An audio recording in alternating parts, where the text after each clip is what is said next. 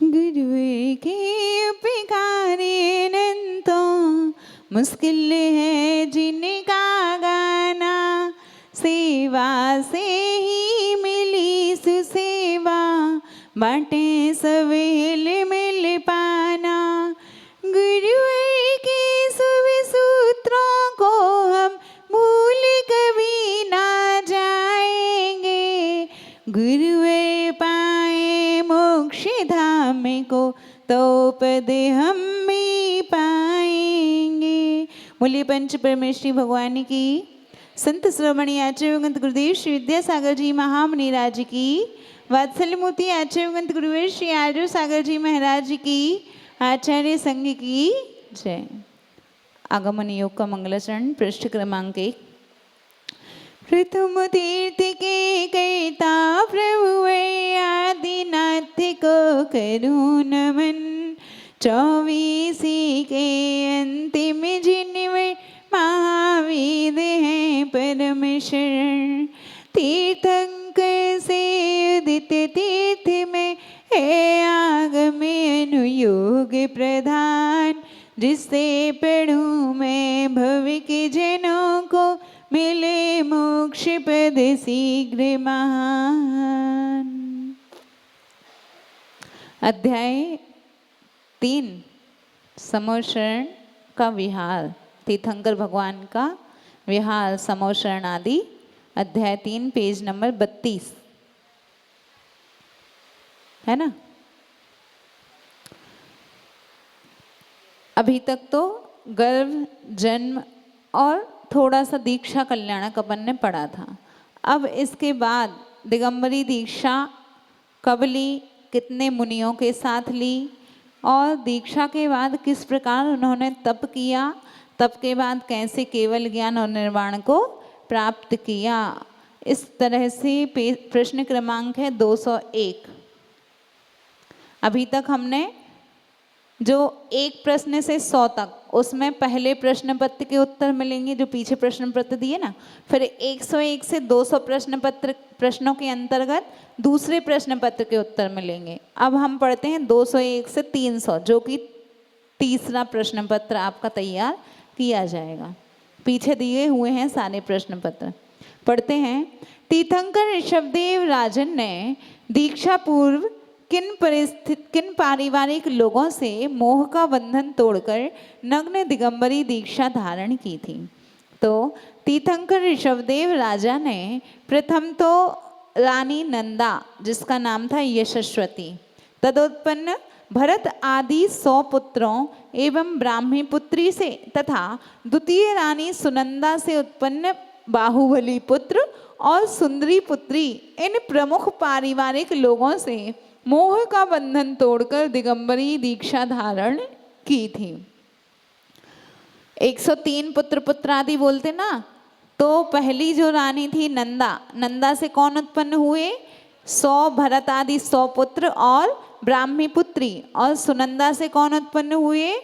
बाहुबली पुत्र और सुंदरी नाम की पुत्री। एक रानी के 2 और एक रानी के 101 पुत्र पुत्रादि थे।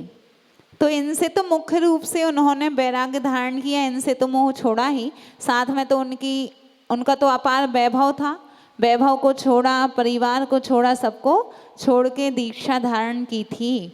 तीर्थंकर ऋषभदेव की दीक्षा के समय उनका साथ ना छोड़ते हुए कितने राजाओं ने दिगंबरी दीक्षा धारण कर ली थी। तो तीर्थंकर ऋषभदेव के साथ उनके राज्य में रहने वाले 4000 राजाओं ने भी दिगंबरी दीक्षा धारण कर ली थी। जब वे निकले घर से तो उनके ही पद चिन्हों पर कौन चल गए? 4000 और राजा भी उनके पद चिन्हों पर चलकर उन्होंने भी दीक्षा धारण कर ली। तीर्थंकर ऋषभदेव ने दीक्षा धारण के समय कितने दिनों तक के लिए योग धारण किया था? तीर्थंकर ऋषभदेव ने दीक्षा धारण करते ही 6 माह तक का योग धारण किया था। उसके बाद गए थे वे, फिर और आगे आ रहा है वर्णन, आहार के लिए निकले थे। तीर्थंकर ऋषभदेव 6 माह के योग धारण के समय कौन से कार्य में लीन रहे थे? तो तीर्थंकर ऋषभदेव ने जब 6 माह का योग धारण किया, उस समय 6 माह के ही उपवास का नियम ग्रहण कर एक ही पद्मासन में बैठकर प्रतिमा योग धारण कर अपने आत्म तत्व के गुण चिंतन रूप प्रशस्त शुभ ध्यान में लवलीन हो गए थे। पूरे के पूरे 6 महीने बैठे तो बैठे, प्रतिमा योग धारण किया, कभी ना उठना, निहार तो वैसे भी नहीं करना, आहार का भी त्याग हो गया उनका, तो कोई बाधा है नहीं। ऐसे बैठ के बिल्कुल पत्थर के समान अपने शरीर को मान के और किस में लीन हो गए, अपने आत्म तत्व के गुणों में लीन हो गए, उसका ही चिंतन करने में लग गए। ऐसा शुभ ध्यान हुआ। उसके पश्चात क्या हुआ, तीर्थंकर ऋषभदेव के साथ जो 4000 मुनियों ने दीक्षा धारण की, वे तीर्थंकर के मौन धारण पर किस तरह क्रिया का अनुपालन किया। अब चूंकि ऋषभदेव ने तो दीक्षा धारण की और अब जब प्रतिमा योग में धारण हो गए तो मौन तो ऑटोमेटिक हो ही गया। अब तो उन्हें अपनी आत्मा के अलावा किसी से मतलब नहीं है, ध्यान में लीन हो गए। अब बेचारे वे 4000 जो कि इनके पीछे आए कि हम राजभवन में तो साथ में रहते थे, तो हमारे जो बड़े राजा करेंगे वही हम लोग करेंगे, तो पीछे पीछे आ गए कि अच्छे से रहेंगे, जो जे करेंगे वो हम करेंगे। अब जब ये प्रतिमा योग में बैठ गए, प्रतिमा योग तो वही कर सकता जो एकदम शरीर से मतलब सब कुछ। अब वो तीर्थंकर थे, समचतुर संस्थान उनका, वज्रवृष अपनारा सहनन, तो ऐसे 4-6 महीने को बैठ भी जाएं तो कोई बाधा नहीं। लेकिन उन सब का क्या हुआ, तीर्थंकर ऋषभदेव के साथ दीक्षा धारण करने वाले 4000 मुनीश्वर तीर्थंकर के मौन धारण पर उनके उपदेश के अभाव में, मुनिचर्या का ज्ञान न हो सकने से तीर्थंकर के उपदेश की प्रतीक्षा करते हुए मन की शिथिलता के कारण भूख प्यास की बाधा होने पर पेड़ पौधों के फल आदि एवं झरने का पानी सेवन कर और शीत आदि की बाधाओं में पेड़ों के पत्ते और छाल आदि से तन को ढककर मनमानी चेष्टा के द्वारा सच्चे मार्ग से विमुख हो गए, क्योंकि उनको ज्ञान ही नहीं कराया। उसके पहले तो कोई तीर्थंकर उनके काल में नहीं थे, पहले ऋषभदेव ही थे। अब वे जब दीक्षा ली उसके बाद आहार को कैसे निकला जाता, क्या होता है, कुछ उन्होंने बताया नहीं। कोई प्रवचन होते तो भी उपदेश मिल जाता। तीर्थंकर को तो कोई प्रवचन की आवश्यकता नहीं होती, मुनियों की आवश्यकता नहीं होती, लेकिन जो सामान्य से लोग हैं उनके लिए तो उपदेश चाहिए, वैराग्य चाहिए उनके लिए। तो जब ये राजा थे तब तो थोड़ा बहुत कुछ बोलते होंगे जिससे उनको धर्म में रुचि आई, दीक्षा तो ले ली, लेकिन दीक्षा के बाद जब वे मौन हो गए, कोई उपदेश ही नहीं मिला। कुछ वेट किया लेकिन उसके बाद वे डिग गए कि भाई अब हम क्या कर सकते, भूख प्यास लगी तो पेड़ पौधों फल आदि की छाल और भी कई सारे फल लेने लगे, झरने का पानी पिया, लेकिन ठंड गर्मी वर्षा सब कुछ तो सहन करना है जंगल में। तो ऐसा उनका ना निभ पाने से मनमानी चेष्टा के द्वारा सच्चे मार्ग से विमुख हो गए। तीर्थंकर ऋषभदेव मुनीश्वर सर्वप्रथम आहारचर्या को कब निकले और उन्हें किस तरह आहार का अलाभ हुआ। अलाभ मतलब लाभ ना होना, आहार नहीं मिला। तीर्थंकर ऋषभदेव मुनीश्वर 6 माह संबंधी योग धारण के उपवास के बाद आहारचर्या को नगर की ओर निकले, लेकिन किसी ने उनकी नवधा भक्ति ही नहीं करी, क्योंकि श्रावकों को भी ज्ञान नहीं था नवधा भक्ति क्या होती है। दातागण मात्र आहार इत्यादि संबंधी भोग की सामग्री ग्रहण करने का आग्रह करते रहे। मतलब ऐसे नहीं पड़गा रहे थे जैसे पड़गाया जाता, वो बोले हमारे यहाँ आ जाओ, ये ले लो वो ले लो, ऐसे बोल रहे वो भोग की सामग्री कि भाई वस्त्र पहन लो, ऐसा कर लो वैसा कर लो, भोजन कर लो। लेकिन नवधा भक्ति जो एक मुनिराज के लिए आवश्यक नवधा भक्ति और सप्तगुण, वह कोई नहीं बोलना। इस तरह विधिवत भक्ति के अभाव में अलाभ रूप अंतराय मानकर वे मुनीश्वर वन की ओर पुनः लौट आए और ध्यान में लीन हो गए। अब था उनका वर्धमान चारित्र, कल हमने बताया था वर्धमान चारित्र मतलब 6 माह का उन्होंने योग धारण किया और अब आहार नहीं मिला तो अब इससे बढ़ के योग धारण करेंगे। अब घटेंगे नहीं कि भाई अब कल फिर निकल जाएंगे, अब तो इससे बढ़ के उपवास धारण करेंगे।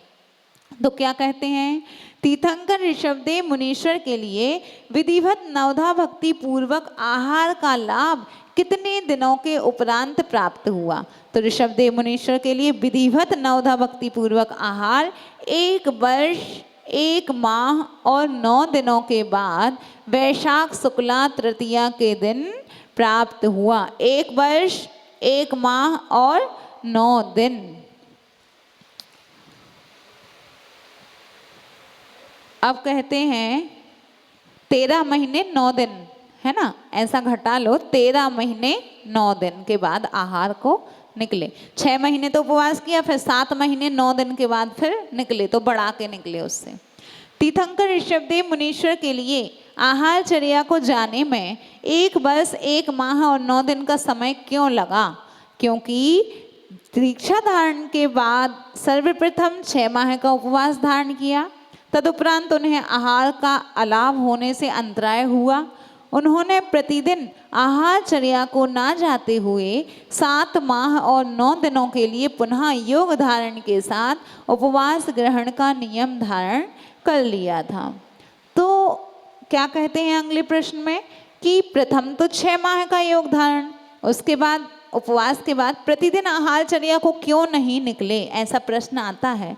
तो क्या कहते हैं, इसमें महत्वपूर्ण कारण है कि जितने भी तीर्थंकर होते हैं वे सभी तीर्थंकर वर्धमान चारित्र के धारक हुआ करते हैं और वे साधना पूर्व में कर चुकते हैं, उससे आगे बढ़कर ही साधना या तपस्या किया करते हैं। अतः पहले तो 6 माह का उपवास किया, उसके बाद नवधा भक्ति का अलाव होने पर अलाव अंतराय मानकर हीयमान रूप प्रतिदिन आहार चर्या को ना जाते हुए वर्धमान चारित्र के रूप में पुनः 7 माह 9 दिन का योग धारण कर लिया। इसलिए 6 माह के बाद प्रतिदिन आहार को नहीं गए। वे वर्धमान चारित्र वाले ना कहलाकर हीमान वाले कहलाते अगर रोज निकलते। हीमान मतलब घटता हुआ और वर्धमान मतलब बढ़ता हुआ। अगर ऐसा ना करते तो हीयमान चारित्र वाले कहलाते। इसलिए चूंकि उनका नियम होता वर्धमान चारित्र के धारी होते हैं, इसलिए 6 महीने के बाद फिर 7 महीने और 9 दिन के बाद पुनः निकले। तो एक कारण आप लोग को पता चल गया। तीर्थंकर ऋषभदेव मुनीश्वर के लिए प्रथम पालना के रूप में आहार दान किस श्रावक के द्वारा राजमहल में दिया गया?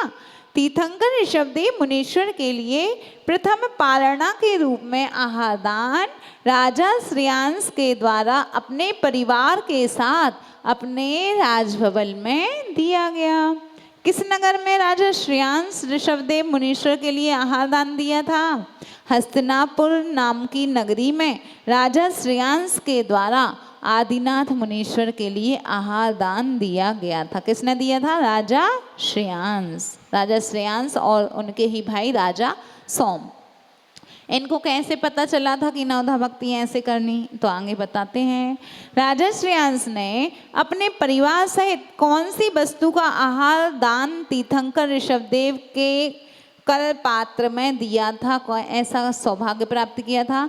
तो इक्षु रस का आहार दान तीर्थंकर ऋषभदेव के कर कमलों में प्रदान करने का प्रथम सौभाग्य प्राप्त हुआ था। अब देखो नवधा भक्ति यहाँ पे आ रही है। राजा श्रेयांस ने, सुन लेना ध्यान से, नवधा भक्ति। फिर अगर अपन महाराज जी के पैर नहीं धुला पाए, फिर अपन सोचते हैं अरे यार महाराज जी लौट गए, तो अब पता हो जाएगी अपन को नवधा भक्ति हमें ये तो करना ही है। राजा श्रेयांस ने सह परिवार किस तरह की नवधा भक्ति करके तीर्थंकर ऋषभदेव मुनीश्वर के समक्ष आहार दान विधि संपन्न की थी? क्या कहते हैं?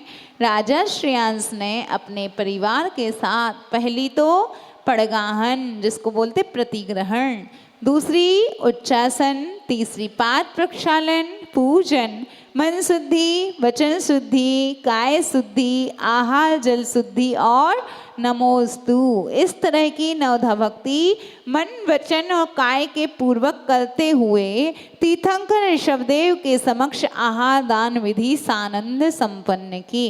अपन बोल देते, कभी कभी ऐसा भी होता है, हमने स्वयं देखा, हे स्वामी जी मन शुद्धि, वचन शुद्धि, काय शुद्धि, आहार जल शुद्ध है। अब बाद में क्या नहीं बोला?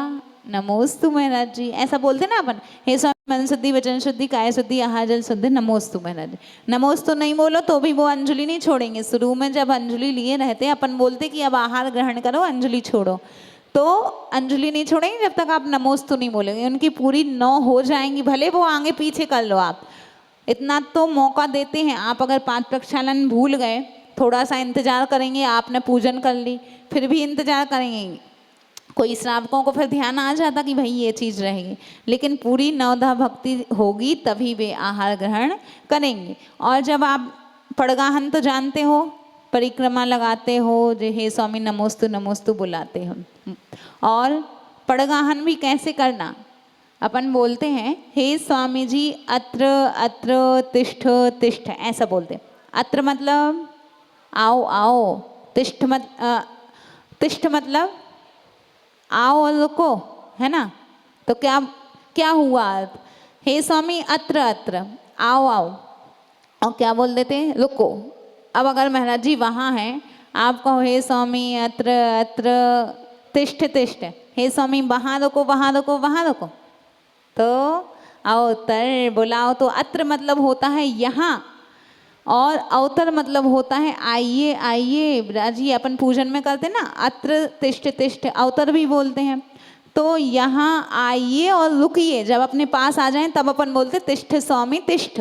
तो अवतर भी बोलना आवश्यक होता है, नहीं तो आपने बोला हे स्वामी अत्र अत्र, हे स्वामी आओ आओ, कहाँ, वहाँ पे ही रुक जाओ, फिर हमारे पास तो अपन ने बुलाया ही नहीं।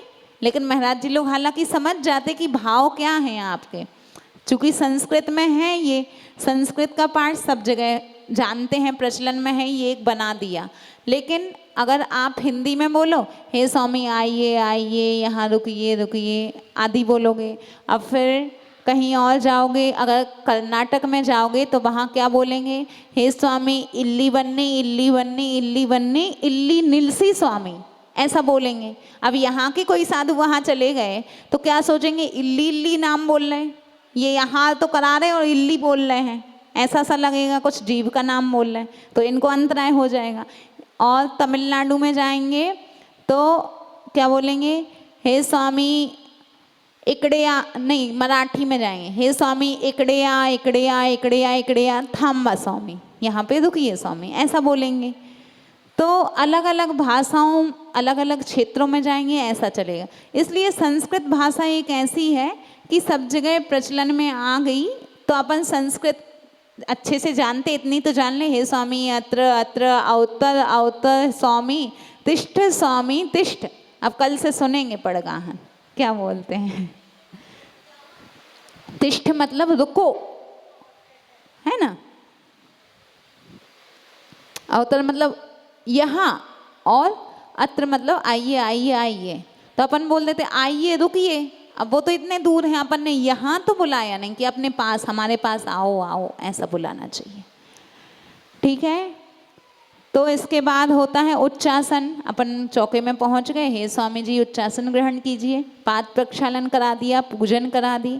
पूजन आप लोग को, कई लोग डरते भी हैं पूजन से, तो मात्र उदक चंदन तंदुल पुष्प कई बोल के, कैसा बोलते हो उसमें, उदक चंदन तंदुल पुष्प कई चरु सुदीप सुधूप फल कई धवल मंगल गान बोलना, ज्ञान नहीं बोलना, धवल मंगल गान रवा कुले मम ग्रहे मुनिराज महम्यजे। यहाँ मंदिर में करते सब जिन ग्रहे, भगवान के घर में, अब आप अपने घर में बुला लिया ना, तो मम ग्रहे गुरुराज महम्यजे जो भी बोले, और जो उनका नाम है, ठीक है, नाम नहीं आता, आप नई जगह कहीं गए, नाम याद नहीं है महाराज जी का, नए नए महाराज जी आए हैं, तो क्या बोल दो, मुनि श्री सामान्य से बोल दो, ये जो भी है। बाकी अगर नाम पता है तो गुरु हैं तो ओम ह्रूम श्री आचार्य श्री, और अगर मुनि हैं तो ओम ह्रा ह्रूम ह्रीम ह्रा। ह्रीम जब बोलते हो जब अपन भगवान की पूजा करते हैं, अरिहंत परमेष्ठी के लिए ह्रीम, और आचार्य परमेष्ठी के लिए ह्रूम, और साधु परमेष्ठी के लिए ह्रा। ह्रा लिख के 2 विसर्ग, ऐसा। तो आप ध्यान रखना, ह्रा आप लोग कभी नहीं बोलते, अपन तो ह्रीम ह्रीम ह्रीम सबके लिए बोलते हैं। अरिहंतों को ह्रीम, और आचार्यों को ह्रूम, और साधु के लिए ह्रा। अब ध्यान रखना, अच्छी अच्छी बातें आती हैं जब स्वाध्याय करो तो। पाद प्रक्षालन किया, पूजन की, मन शुद्धि, वचन शुद्धि, काय शुद्धि, आहार जल शुद्ध है, नमोस्तु। इस तरह ये नवधा भक्ति होती है। तीर्थंकर ऋषभदेव जब प्रथम बार आहार चर्या को निकले थे तब राजा श्रेयांस ने नवधा भक्ति रूप आहार की विधि संपन्न क्यों नहीं की थी? जब 6 महीने बाद निकले थे तो तीर्थंकर ऋषभदेव ने जब आहारचर्या को निकले थे 6 महीने के उपवास के बाद, तब तक राजा श्रेयांस के लिए किन्हीं तीर्थंकर के तीर्थ अर्थात दिव्य ध्वनि रूप उपदेश के अभाव में नवधा भक्ति करने के ज्ञान का अभाव था। फिर जब दूसरी बार निकले तो कैसे ज्ञान जागृत हो गया उनके लिए? तब भी तो अभी दिव्य ध्वनि तो खिदी नहीं, तब कैसे ज्ञान जागृत हो गया? तो राजा श्रेयांस ने अपने पूर्व के 8वें भव में, जब वे कौन चक्रवर्ती वज्रजंग, जो कि अभी ऋषभदेव बन गए, वे चक्रवर्ती वज्रजंग थे, उनकी पत्नी श्रीमती वर्तमान में जो राजा श्रेयांस का रूप धारण करी, ऐसा संबंध था इनका पूर्व भवों में। इनकी पर्याय में 2 मुनियों के लिए नवधा भक्ति पूर्वक आहार दिया था। इसी बात का स्मरण उन राजा श्रेयांस के जाति स्मरण पूर्व भव की स्मृति द्वारा हो गया, अतः उन्होंने नवधा भक्ति पूर्वक तीर्थंकर ऋषभदेव की आहार विधि संपन्न की थी। आज का पुण्य आज तो काम आएगा ही, साथ में कितने भवों बाद वो पुण्य ध्यान आ गया कि हमने ऐसा मुनियों को आहार दिया था, तो एक साक्षात तीर्थंकर का पड़गाहन करने का सौभाग्य मिल गया। तो सोचो आहार दान की महिमा, कि ये आहार दान देते हैं तो ये मात्र अभी का पुण्य संचय नहीं कराता, अगले कई भवों तक पुण्य संचय कराता है। और याद भी दिला दिया कि ये हमारी पत्नी थी, उस समय हमने चौका लगाया था, 2 मुनियों के आहार कराए थे, और ऐसे ही वह कौन बन गए? अब तीर्थंकर ऋषभदेव बन गए। ऐसी स्मृति आ गई और नवधा भक्ति उन्हें ज्ञात हो गई।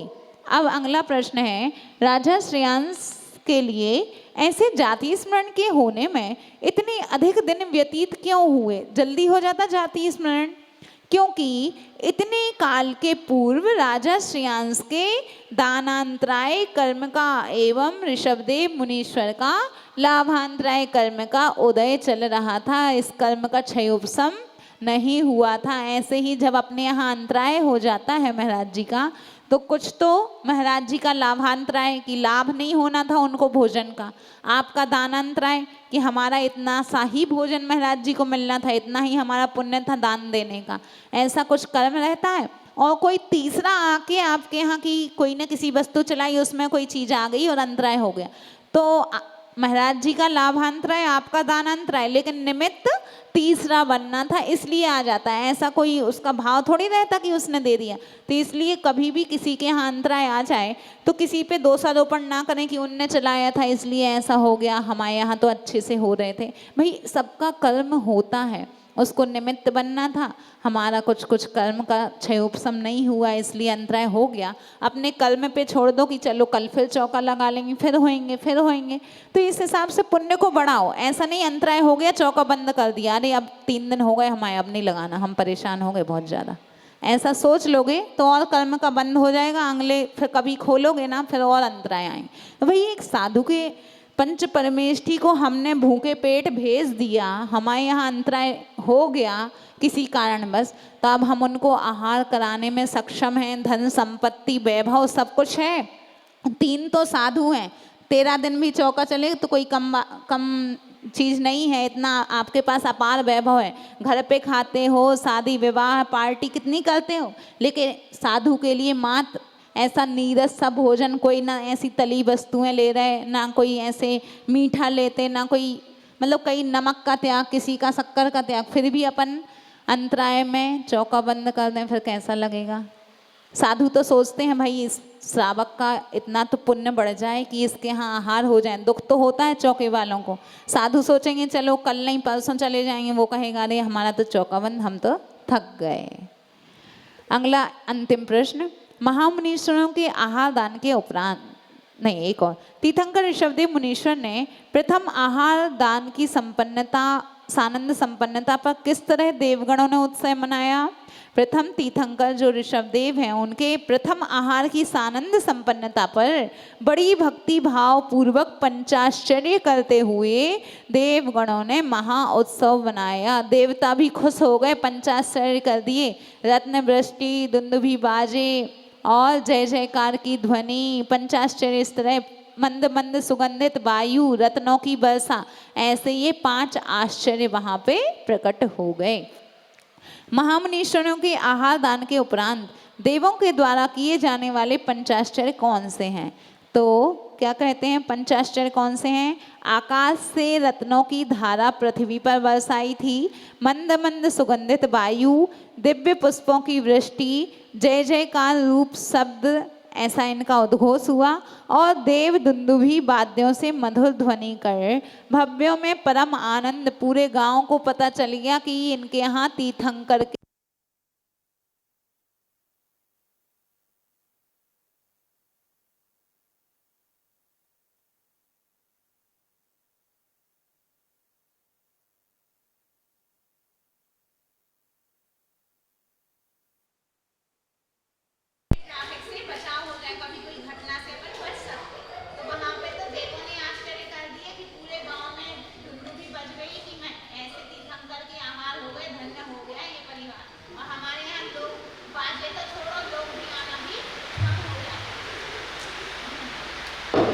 चाहे तो कई जगह तो बाजों से लाते हैं कि भाई सबको पता चले, कोई लोगों के घर हैं बाहर निकल आते हैं कि महाराज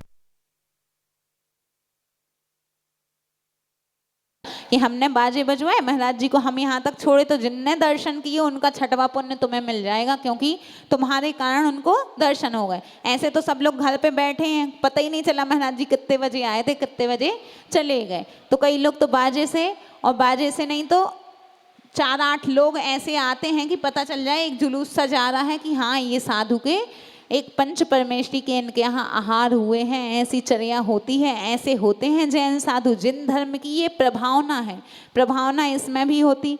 पहले हमने पढ़ा था ना कि प्रभावना से कैसे तीर्थंकर पद भी प्राप्त होता, मार्ग प्रभावना से। अभी अपन जानेंगे 16 भावना।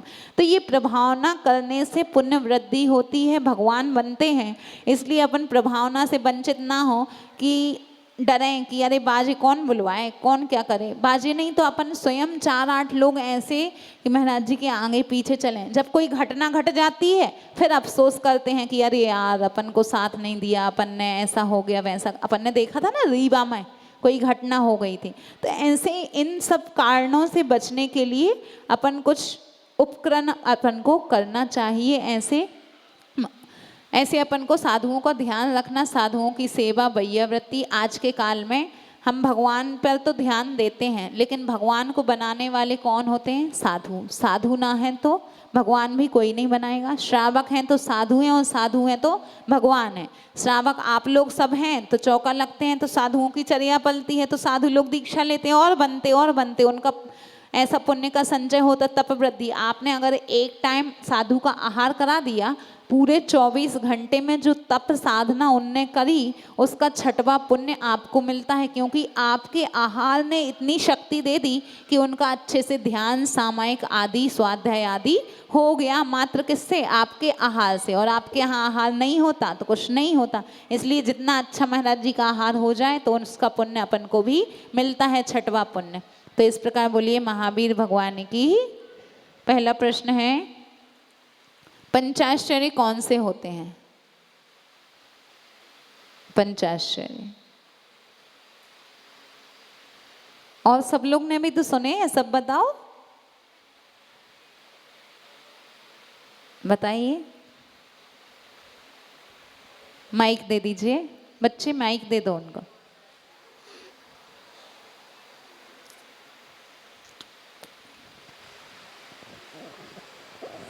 रत्नों की धारा पृथ्वी पर, सुगंधित हवा, पुष्पवृष्टि, दुंदुभि बाजे और जय जय जय की घोष। ध्वनि बहुत अच्छा।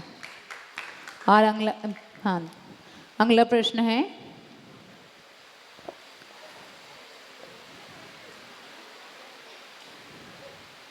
ऋषभदेव मुनीश्वर ने जब दीक्षा लेने गए तो उनके साथ कितने राजाओं ने भी दीक्षा ली? बताइए। वो बता, चल उनका हो गया था क्या? हाँ बताओ।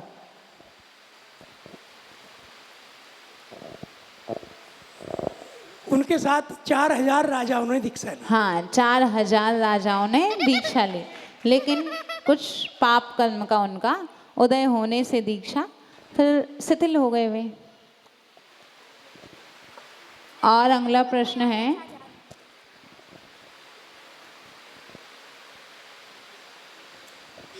ऐसी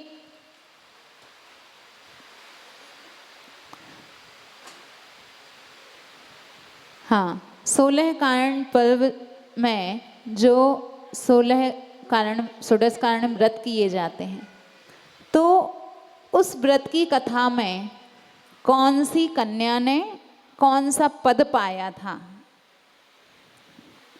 किसने व्रत किए जिसके कारण कौन सा पद मिला?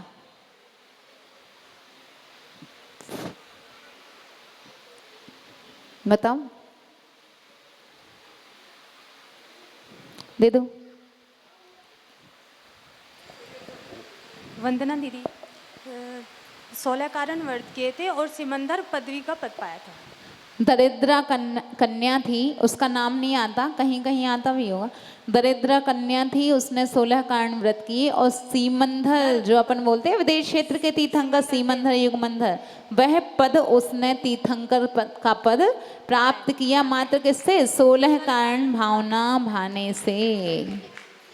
तो ऐसे तीर्थंकर बन सकते हैं। महिलाएं भी घबराएं नहीं भाई कि हम मोक्ष ही नहीं जाना, महिला हैं हमें तो मोक्ष जाना ही नहीं, तो काहे को पुरुषार्थ करें। तो आप भोजन करते हो फिर निकाल देते तो खाओ ही नहीं, काहे को खाना निकालना तो है ही, ऐसा सोच लेंगे क्या? नहीं।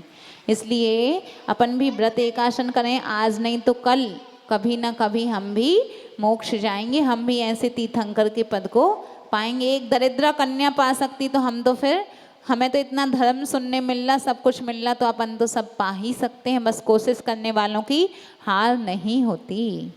हो गए? कितने बचे? 2। अगला प्रश्न है, ऋषभदेव तीर्थंकर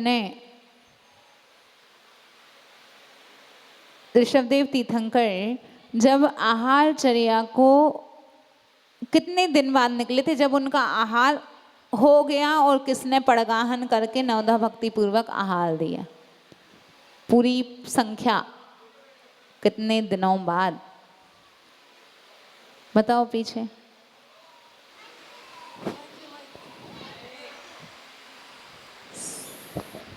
7 माह 9 दिन। 7। पूरा टोटल कितने दिनों का उपवास हो गया था पूरा का पूरा?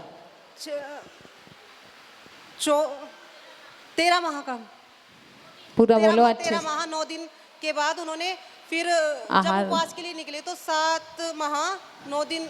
हाँ ठीक है, 6 महीने के बाद 7 माह 9 दिन बाद, 7 महीने 9 दिन बाद फिर निकले, तो 13 महीने 9 दिन। किसने किया था पड़गाहन? राजा श्रेयांश ने। और अंतिम प्रश्न है, नवधा भक्ति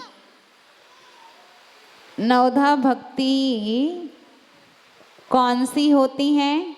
सबको पता है। और किस किस की नवधा भक्ति की जाती है? हमारी अच्छी शुद्ध परंपरा में नवधा भक्ति किनकी की जाती है? किसका अभी तक नहीं हुआ? एक भी दिन कभी हुआ ही नहीं है। ऐसे हैं कोई जिसका कभी नहीं हुआ हो?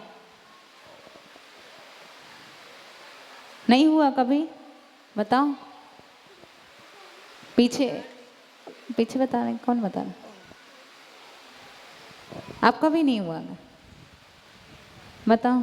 आचार्य उपाध्याय सर्व साधु अलग छुलक सबकी नवदा भक्ति होती है। बैठ जाओ। और कौन? आचार्य उपाध्याय तो बता दिया मैंने, साधु ये बच्चा बता रहा। दो माइक दो। पंच परमेष्ठी की होती हैं, आचार्य उपाध्याय सर्व साधु की। अच्छे से बता, नवधा भक्ति किन किन की होती है, अच्छे से आचार्य, सोच समझ। उपाध्याय, सर्व साधु। हाँ, तो जो मुनि, आरिका, एलक, शुल्लक, श्रावक, इनमें से किसकी होती है नवधा भक्ति? आचार्य, उपाध्याय, सर्व साधु। तो ये किस में आ गए? मुनि में, है ना। इसके बाद और किसी की होती है क्या? नहीं होती ना, बहुत अच्छा। और नवधा भक्ति के नाम, नवधा भक्ति के नाम? परगान, उच्चारण, पूजन, पाद पाठ प्रक्षालन। प्रक्षालन, पूजन, मन शुद्धि, वचन शुद्धि, काया शुद्धि, आर्जन शुद्धि। बहुत सुंदर, बहुत सुंदर। देखो अपने यहाँ एलक, शुल्लक, आरिका तक की नहीं होती, फिर एलक शुल्लक की कैसे नवधा भक्ति? नवधा भक्ति तो वह है जिसमें पूजन भी आएगी। पढ़ा ना अपन ने कि पड़गाहन, उच्चासन, पाद प्रक्षालन के बाद क्या आता? पूजन। तो एलक, शुल्लक, आरिका, इनका ना तो पाद प्रक्षालन होता, ना तो पूजन होती है, तो नवधा भक्ति कैसे बोल सकते हम कि एलक शुल्लक सबकी होती है? जो साधु परमेष्ठी दिगंबरी मुद्रा जो धारण करता है, हम बोलते हैं वंदे तद्गुण लब्ध है। हम आपके गुणों की प्राप्ति के लिए आपकी वंदना करते हैं। हमें क्या बनना है? मुनि बन के, हमें निर्ग्रंथ बन के हमें मोक्ष को प्राप्त करना। तो मुनियों की ही नवधा भक्ति होती। मुनि मतलब आचार्य, उपाध्याय, साधु जो भी हैं, इनकी ही नवधा भक्ति होती है। वस्त्रधारियों की नवधा भक्ति नहीं होती। ना तो उनके लिए कोई अर्घ चढ़ाया जाता, ना तो पाद प्रक्षालन होता, और ना ही पूजन होती, ना ही परिक्रमा होती है। बोलिए महावीर भगवान की जय। जवणी के ज्ञान से सुजे लोकालोक, सुवाणी नमस्तक नमो सदा देते हो लोग। हे जिनवाणी भारती तो जपो दिन रैन, जो तेरी शरणागे सो पावे सुख चैन। देव जुए हंति को गुरु सेवा निर्ग्रंथ, दया धर्म पालो सदा, यही मोक्ष का पंथ। नौ वर्ड मुकरमन।